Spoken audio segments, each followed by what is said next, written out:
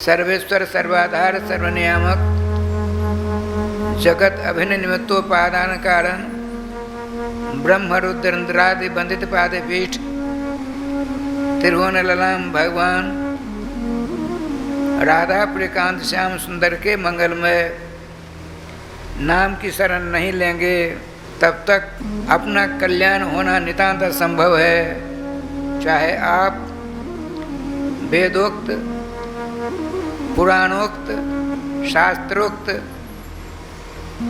रामायणों में वर्णित समस्त संस्कृत वाङ्मय ग्रंथों में जावन मात्र उपायांतर हैं सुख शांति आनंद प्राप्त करने के, उन सबों को आपके द्वारा संपादन होने के बावजूद भी कल्याण होना नितांत असंभव है।